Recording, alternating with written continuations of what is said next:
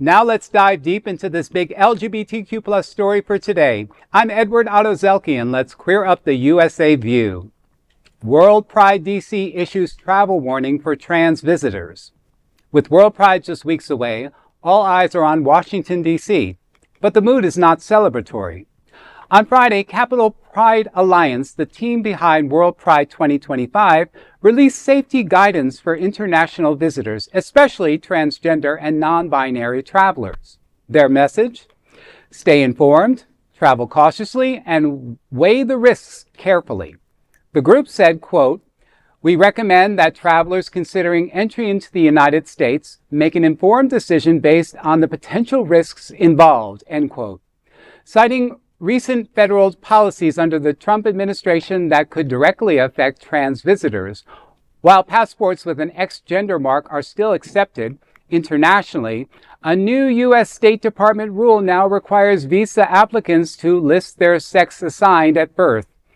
Advocates say this change could create roadblocks or even function as a ban for many in the global trans community. Despite these threats, the organizers believe that, quote, "hosting this historic event in the U.S. Capitol, a place that has been so important to the movement, is a stark reminder that LGBTQ plus people exist and belong everywhere," end quote. The event runs May 17th through June 8th and promises everything from street festivals to a human rights conference.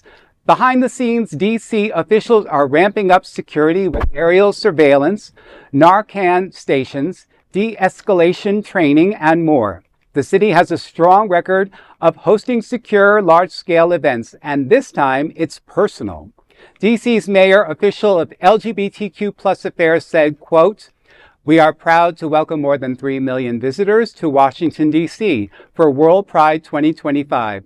Our government agencies are working diligently with company organizers to ensure that WorldPride is a safe, accessible, and bold celebration of our community. We are prepared and committed to supporting WorldPride events, including the Human Rights Conference, parades, festivals, high heel races, sports tournaments, and more," end quote. Still, with Germany and others issuing trans travel advisories to the U.S., organizers are urging global solidarity. Whew, it's so sad to see that, our country now has this kind of advisory, for others where, we were a lead at once upon a time. But, we have good people on our side, the people that are, putting this WorldPride together, and they're taking the necessary precautions. They want to make sure that people that do come to the area are safe. Yeah. Right. And they're being very transparent about it, obviously, in their message. And they realize that, it's a very fragile time for our trans and non-binary community members. So I'm hoping that it goes well.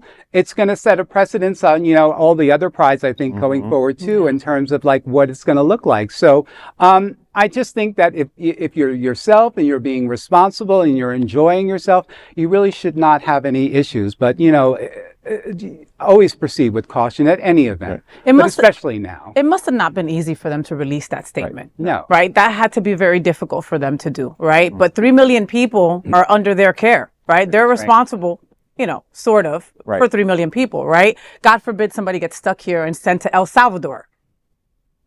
I hate to say that, I've never gone to another country where I've needed a visa, right? So anybody else? No.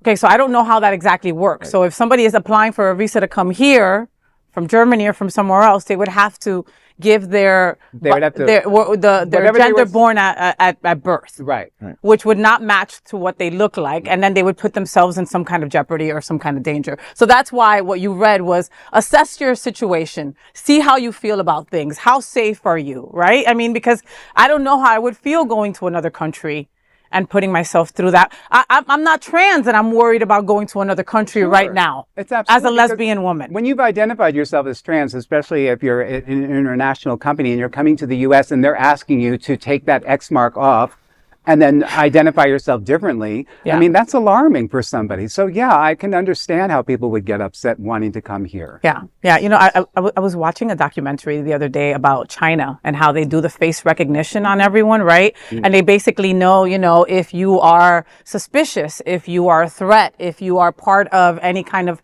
community groups that raise flags, you know what I mean? And I really feel that we're a couple of steps from that happening here in the US, and it scares the living katoot out of me, you know, to be able to, you know, that there's some kind of list somewhere where all the LGBT people are on, and if we go somewhere, we won't be allowed back in. I mean, these are worries from someone who lives here in the US. I can't imagine being someone coming from another country. You know? What do you think, honey? I mean, I just think it's unfortunate. We have an administration that is both hostile to immigrants and members of our community. I mean, you know, as somebody of the trans community, if I was an international traveler, I'd be scared to go to the U.S. You know, it's very unfortunate. You know, like I hope for brighter days for our community, that we're able to get past this moment. I think this is a roadblock. I'm hoping it's a roadblock. I mean, and such incredible people are performing. You know, Troye Sivan, Jennifer Lopez, RuPaul, Kim Petras, Zed. I can go on and on. You know, Rita Ora. Like, so many incredible people. This is how different this would be if Kamala won.